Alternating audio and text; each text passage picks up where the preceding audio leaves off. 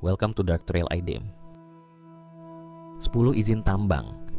Bencana ekologis untuk satu pulau. Pulau-pulau kecil di Indonesia selama ini dikenal sebagai surga tropis yang kaya akan keanekaragaman hayati, budaya lokal yang unik, dan ekosistem yang sangat rapuh. Namun, kedamaian itu kini menghadapi ancaman serius ketika pemerintah dan pihak swasta membuka pintu bagi industri ekstraktif seperti pertambangan. Dalam beberapa tahun terakhir, perhatian publik tertuju pada kasus mencengangkan. 10 izin tambang diberikan di satu pulau kecil di Indonesia. Pertanyaan besar pun muncul. Apakah keputusan ini menjadi awal dari bencana ekologis yang tidak dapat dibalik? Pulau kecil, beban besar. Pulau yang dimaksud tidak disebutkan namanya secara eksplisit dalam laporan awal. Namun kasus ini mewakili banyak situasi serupa di seluruh negeri. Indonesia memiliki lebih dari 17.000 pulau dan sebagian besar berukuran kecil serta memiliki ekosistem yang sangat rentan terhadap kerusakan. Ketika 10 izin tambang diberikan dalam satu wilayah pulau kecil, dampaknya jelas tidak bisa dianggap remeh. Setiap operasi tambang membutuhkan pembukaan lahan, pengerukan tanah, penggunaan bahan kimia, dan pembuangan limbah. Bila itu terjadi secara bersamaan, kerusakan ekosistem menjadi sesuatu yang tak terelakkan. Tanah bisa longsor, sungai bisa tercemar, dan udara menjadi tidak layak hirup. Dampak lingkungan yang tak tertanggungkan. Para ahli lingkungan mengungkapkan bahwa pulau kecil tidak memiliki daya dukung untuk menahan beban operasi tambang skala besar. Hutan mangrove yang menjadi pelindung pantai dari abrasi akan terganggu karena pembangunan jalan tambang. Terumbu karang, rumah bagi ribuan spesies laut, terancam rusak akibat sedimentasi dan limbah yang mengalir ke laut. Kegiatan penambangan juga memicu penggundulan hutan yang memperparah erosi dan longsor. Tanah yang kehilangan tutupan vegetasi akan dengan mudah terseret hujan. Sungai dan danau air tawar menjadi tempat berkumpulnya limbah logam berat seperti arsenik dan merkuri. Pulau kecil yang awalnya hijau berubah menjadi gersang dan beracun. Risiko nyata bagi manusia. Kerusakan lingkungan secara langsung mengancam kehidupan masyarakat lokal. Mereka kehilangan sumber air bersih karena mata air dan sungai yang tercemar. Padahal, pulau kecil tidak punya banyak sumber air tawar alternatif. Solusi mendatangkan air bersih dari luar pulau hanya bisa dilakukan dengan biaya tinggi yang tidak mungkin ditanggung semua orang. Masyarakat adat juga menjadi korban dari tambang ini. Banyak tempat sakral, situs budaya yang dirusak karena eksplorasi tambang. Tak hanya kehilangan ruang hidup, mereka juga kehilangan identitas.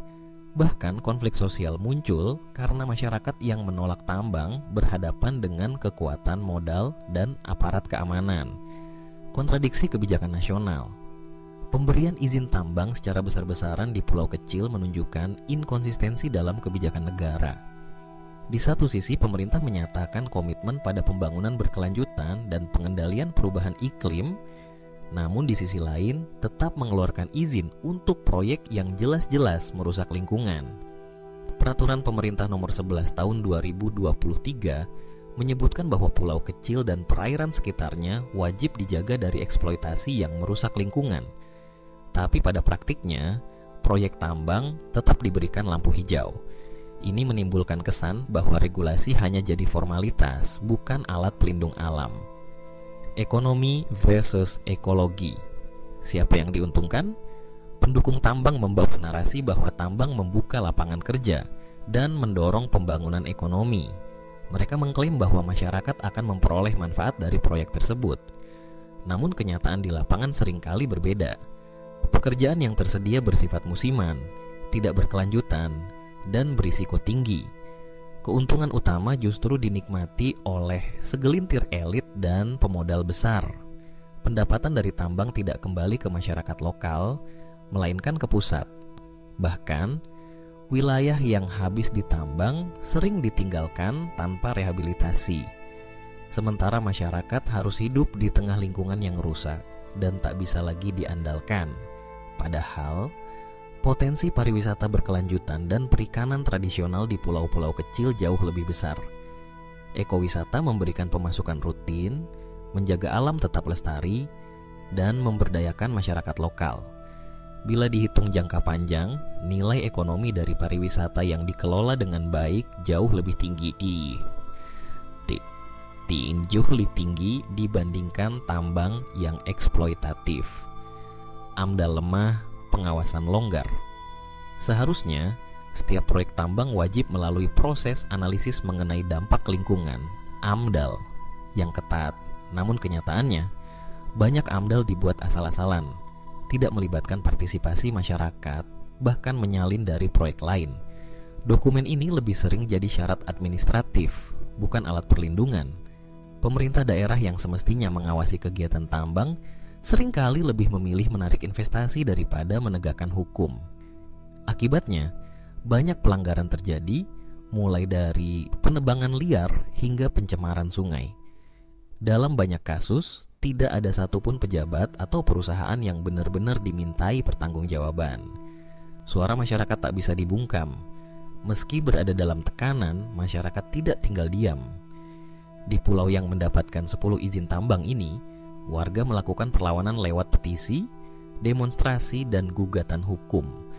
Mereka menyuarakan bahwa pembangunan harus memperhatikan kelestarian lingkungan dan hak hidup generasi mendatang. Gerakan ini mendapat dukungan dari LSM, akademisi, dan komunitas internasional. Media sosial digunakan untuk menyebarkan kesadaran, membangun solidaritas, dan menekan pemerintah agar meninjau kembali kebijakan tambang di pulau kecil. Semangat kolektif ini menjadi pengingat bahwa suara rakyat bisa mengubah arah kebijakan. Alternatif pembangunan yang berkelanjutan. Kasus ini harus menjadi pelajaran penting.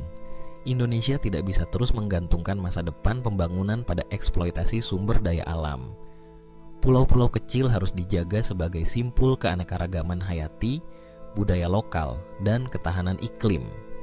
Beberapa langkah strategis yang perlu diambil antara lain moratorium terhadap tambang di pulau kecil dan zona ekosistem rapuh, revisi Undang-Undang Minerba agar sejalan dengan prinsip lingkungan, perluasan partisipasi masyarakat dalam proses AMDAL dan izin usaha, transparansi data tentang pemilik izin, nilai ekonomi, dan dampaknya, penegakan hukum terhadap perusahaan pelanggar dan oknum pejabat, peningkatan investasi pada sektor pariwisata, pertanian organik, dan energi bersih. Kesimpulan, bencana yang bisa dihindari. 10 izin tambang dalam satu pulau kecil adalah angka yang mengkhawatirkan. Ini bukan sekadar data, tapi gambaran nyata bahwa sistem pembangunan kita sedang menuju jalan yang salah. Bila tidak segera dikoreksi, maka bencana ekologis bukan sekadar ancaman, tetapi kenyataan. Namun harapan masih ada. Bila kita mendengarkan suara masyarakat, menghormati alam, dan berpikir jangka panjang, maka kita bisa menyelamatkan pulau-pulau kecil dari kehancuran. Pilihannya ada di tangan kita, antara keuntungan sesaat atau kehidupan yang lestari untuk generasi mendatang. Terima kasih sudah menonton, jangan lupa subscribe,